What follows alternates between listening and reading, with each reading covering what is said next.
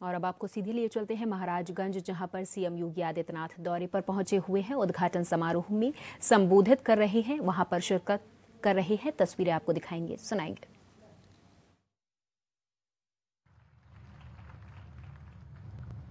2009 में शांति फाउंडेशन ने जनपद महाराजगंज में एक इंजीनियरिंग कॉलेज बनाया था और इंजीनियरिंग कॉलेज बनाने के बाद फिर ये फाउंडेशन अपने अलग अलग कार्यक्रमों के साथ जुड़ करके जनपद महाराजगंज को केंद्र मान करके इन्होंने कार्य प्रारंभ किया।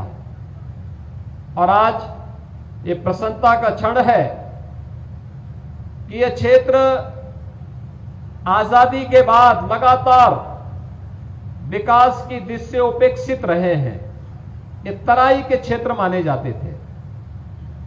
ऐसा माना जाता था कि यहां के नागरिकों का विकास में अधिकार नहीं है, शासन की सुविधाओं में अधिकार नहीं है। न यहां सड़कें होती थी, न बिजली आती थी, पानी की स्थिति भी अत्यंत खराब थी, स्वच्छता के बारे में कोई सोचता नहीं था।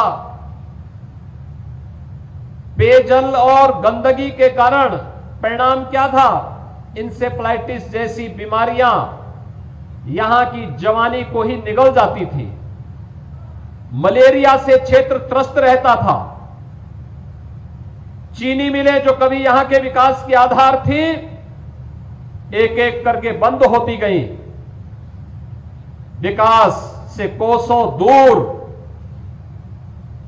और सरकार ने भले ही उपेक्षा की होगी एक समय के बाद, लेकिन आज महाराजगंज उपेक्षित जनपद नहीं है। आज हम लोगों ने महाराजगंज जनपद को 940 करोड़ रुपए की परियोजनाओं का सौगात दिया है।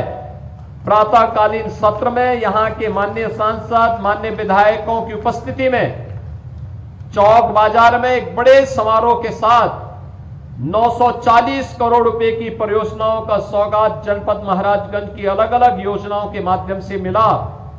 और अब आरोग्यता के प्रतीक एक आधुनिक मेडिकल कॉलेज की सौगात भी महाराजगंज वासियों को प्राप्त हो रही है। इसके लिए भी और प्रदेश के पहले पीपीपी मोड के मेडिकल कॉलेज के शुभारंभ के लिए भी मैं महाराजगंज जनपद शांति फाउंडेशन श्री विनय कुमार श्रीवास्तव और श्री के सिंह जी को मैं हृदय से बधाई देता हूं, अपनी शुभकामनाएं देता हूं। बहनों और भाइयों, जो व्यक्ति, जो समाज या जो राष्ट्र समय से 2 कदम आगे नहीं सोचेगा और उसके अनुरूप नहीं चलेगा, वह पिछड़ जाएगा। यह हमेशा होता आया है। आपने 10 वर्ष के अंदर भारत की प्रगति को देखा है। एक अद्भुत प्रगति भारत ने की है। प्रधानमंत्री मोदी जी के नेतृत्व में आज भारत दुनिया की एक बड़ी आर्थिक शक्ति बन रहा है।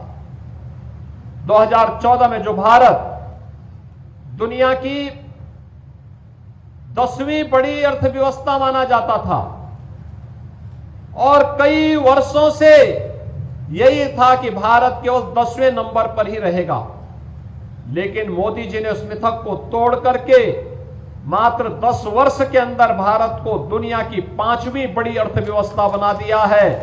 और भारत की जो विकास की दर है, जिस स्पीड से के साथ आगे बढ़ रही है, यह स्पीड बताती है कि अगले 2.5 से 3 वर्ष के अंदर भारत दुनिया की तीसरी बड़ी अर्थव्यवस्था होगा। तीसरी बड़ी अर्थव्यवस्था का मतलब हर व्यक्ति की इनकम में वृद्धि, हर नागरिक के चेहरे पर खुशहाली, हर एक जगह विकास की आवश्यकता के अनुरूप जन सुविधाओं का विकास, अच्छी शिक्षा होगी, अच्छा स्वास्थ्य होगा, अच्छी कनेक्टिविटी होगी, रोजगार के अनेक अवसर उपलब्ध होंगे, बंद कल कारखाने पुनः चालू स्थिति में आगे बढ़ते हुए दिखाई देंगे। और इस स्थिति के लिए आज मानसिक रूप से हमें तैयार होने की आवश्यकता है। 2017 में जब आप सबके आशीर्वाद से मोदी जी के आह्वान पर उत्तर प्रदेश में डबल इंजन की सरकार बनी थी, तब हमारे सामने चैलेंज था क्या होगा उत्तर प्रदेश का, कैसे चलाएंगे, क्योंकि तब प्रदेश के पास वेतन देने के लिए भी पैसे नहीं थे। लेकिन इस दौरान डबल इंजन की सरकार ने प्रदेश के जवानों, किसानों, महिलाओं, इन सब की सहभागिता के साथ, टीम वर्क के साथ जो कार्य किया, आज उसका परिणाम आपके सामने है। इंसेफ्लाइटिस की बीमारी पूर्वी उत्तर प्रदेश के लिए सदैव के लिए समाप्त हो गई है। अब इंसेफ्लाइटिस से